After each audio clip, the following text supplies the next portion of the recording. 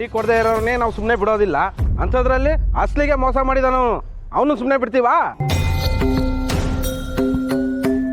ಈಗ ಈ ಕಡೆ ತಿರುಗಪ್ಪ, ನಾನು ಹೇಳ್ತೀನಿ ಕೇಳು. ಹಣ ವಾಪಸ್ ಕೊಟ್ಟಿಲ್ಲ ಅನ್ನೋ ಕಾರಣಕ್ಕೆ ಇವನ ಹಸುನ ಎಳ್ಕೊಂಬಂದು ಕಟ್ ಹಾಕಿ ಅಂತ ನಾನು ಹೇಳಿದ್ದೆ. ಪಾಪ ಹುಡುಗರು ಅವ್ರ ಕೆಲಸ ಸರಿಯಾಗಿ ಮಾಡಿದ್ದಾರೆ. ಆದ್ರೆ ಈ ಗೋಕಳ್ಳ ರಾತ್ರೋರಾತ್ರಿ ಹಸುನ ಕದ್ದು ಹೊಡ್ಕೊಂಡು ಹೋಗಿದ್ದಾನೆ. ಇಲ್ಲ ಆಚಾರ್ಯರೇ, ನಾನ್ ಕದ್ದಿಲ್ಲ. ಅದ್ ತಾಂತಾನಿಗೆ ರಾತ್ರಿ ಮನೆಗೆ ಬಂದಿದೆ. ಇವ್ರು ಅದಕ್ಕೆ ಮೇವು ನೀರು ಏನು ಕೊಟ್ಟಿಲ್ಲ. ನಂದು ಗೋಮಾತೆದು ತಾಯಿ ಮಗುವಿನ ಸಂಬಂಧ. ನಂದು ಅದ್ರದ್ದು ಏನು ಸೌತಿ ಸಂಬಂಧವೇ? ಇರ್ಲಿ ಬಿಡಿ. ಭಗವಂತ ಕಾಲನ್ನ ಕೊಟ್ಟಿರೋದು ಕಷ್ಟದಲ್ಲಿರೋರ ಸೇವೆಗೆ ಧಾವಿಸ್ ಬರ್ಲಿ ಅಂತ, ಕೈಯನ್ನ ಕೊಟ್ಟಿರೋದು ದಾನ ಧರ್ಮ ಮಾಡಿ ಪುಣ್ಯ ಸಂಪಾದಿಸ್ಲಿ, ಬಾಯನ್ನ ಕೊಟ್ಟಿರೋದು ಹರಿನಾಮ ಸ್ಮರಣೆ ಮಾಡ್ಲಿ ಅಂತ. ಮಂತ್ರ ಹೇಳೋ ನಾಲ್ಗೆಯಲ್ಲಿ ಹೊಲ್ಸ್ ಮಾತಾಡಬೇಡಿ, ಒಳ್ಳೇದಲ್ಲ. ಹರಿಕತೆ ನನ್ನ ಮುಂದೆ ಯಾವ್ದಾದ್ರು ಹಳ್ಳಿಕಟ್ಟೆ ಮುಂದೆ ಹೋಗಾದ್ರೂ ಹೋದ್ರಪ್ಪ, ಜನ ತೂ ಕುಡಿಸ್ಕೊಂಡು ಆದ್ರೂ ಕೇಳ್ತಾರೆ. ಸಾಲ ಕೊಡೋದು ನನ್ನ ವ್ಯಾಪಾರ, ನಾನು ವಸೂಲಿ ಮಾಡೋ ರೀತಿನೇ ಹೀಗೆ. ಮಾಡಬೇಡಿ ಅಂತ ನಾನು ಹೇಳ್ತಾ ಇಲ್ಲ, ಆದ್ರೆ ಈ ರೀತಿ ಹಿಂಸೆ ಮಾಡಬೇಡಿ ಅಂತ ಹೇಳ್ತಾ ಇದ್ದೀನಿ. ಬಡವರು ಕಷ್ಟದಲ್ಲಿದ್ದಾರೆ, ಸ್ವಲ್ಪ ಸಮಯ ಕೊಡಿ, ಸಾಲ ತೀರಿಸ್ತಾರೆ. ತೀರಿಸ್ಲಿಲ್ಲ ಅಂದ್ರೆ ನಾನು ತೀರಿಸ್ತೀನಿ. ಮಾತು ಕೊಡ್ತೀನಪ್ಪ.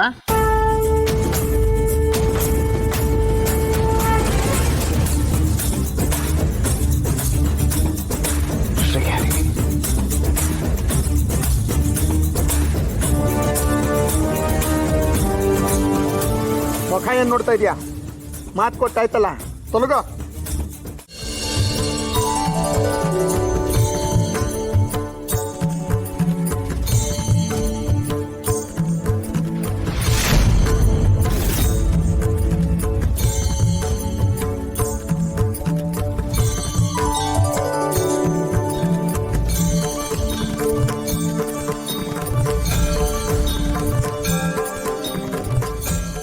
ಸ್ವಾಮಿ, ಶಂಕುಕರ್ಣನ ಕೈತುತ್ತು ನೆನಪಾಯಿತೆ?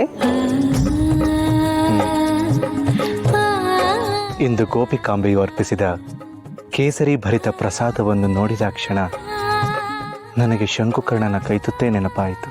ಶಂಕುಕರ್ಣ ಮತ್ತೆ ನೆನಪಾಗುತ್ತಿದ್ದಾನೆ ಎಂದರೆ ಅವನ ಕೊನೆಯ ಅವತಾರಕ್ಕೆ ವೇದಿಕೆ ಸಿದ್ಧವಾಗಿದೆ ಎಂದರ್ಥ ಅಲ್ಲವೇ ಸ್ವಾಮಿ? ಹೌದು.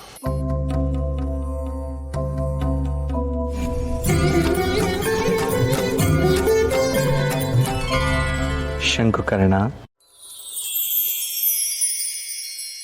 ರಾಯರ ಮೂಲ ವಿಷ್ಣುವಿನಂಶ, ಕರ್ಣ ಗರ್ಭದಲ್ಲಿ ಬೆಳಗಿಹ ಕೋಶ,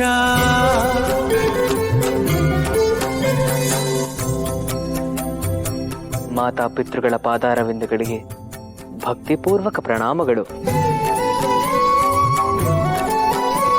ತಂದೆ, ನಿಮ್ಮನ್ನು ಕಾಣಲು ಈ ಕಣ್ಗಳು ಕಾತುರದಿಂದ ಕಾಯುತ್ತಿದ್ದವು. ನಿಮ್ಮ ನುಡಿಗಳನ್ನು ಆಲಿಸಲು ಈ ಕರ್ಣಗಳು ಚಡಪಡಿಸುತ್ತಿದ್ದವು. ನುಡಿಯಿರಿ ತಂದೆ, ಅಪ್ಪಣೆ ಮಾಡಿ.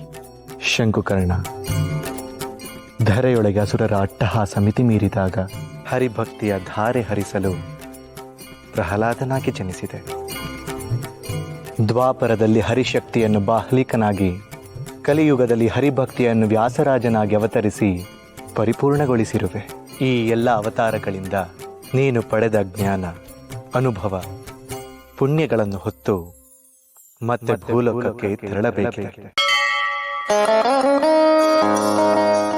ಮಾಯೆಯ ಪ್ರಭಾವದಿಂದ ಧರ್ಮ, ಕರ್ಮ, ಒಳಿತು ಕೆಡಕುಗಳ ವ್ಯತ್ಯಾಸ ತಿಳಿಯದ ಮಾನವರು ಭ್ರಮೆಯ ಬಲೆಯಲ್ಲಿ ನರಳುತ್ತಿದ್ದಾರೆ. ಅವರನ್ನು ಭ್ರಮೆಯಿಂದ ಮುಕ್ತಗೊಳಿಸಿ ನಿನ್ನ ಮಾತೃಪ್ರೇಮದ ಆಲಿಂಗನದಿಂದ ಭಕ್ತಿಯ ಮಾರ್ಗದ ಕಡೆಗೆ ನಡೆಸಬೇಕಾಗಿದೆ. ನೀನು ಗತಿಗೆಟ್ಟವರ ಗತಿಯಾಗಬೇಕು, ಗುರಿ ಇಲ್ಲದವರ ಗುರುವಾಗಬೇಕು.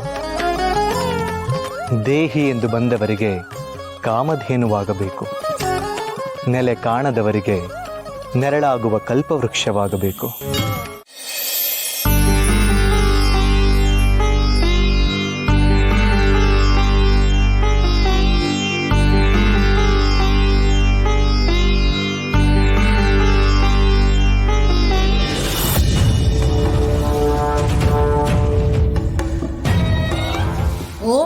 ಈ ಮಾಯೆಯನ್ನು ದಾಟಿ ಈಕೆಯ ಗರ್ಭ ಸೇರಿರುವೆಯಾ?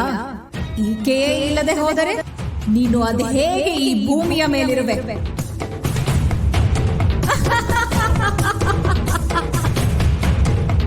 ಏ ಮಕರ, ಹೋಗು, ಹೋಗಿ ಅವಳನ್ನು ತಿಂದು ಹಾಕು.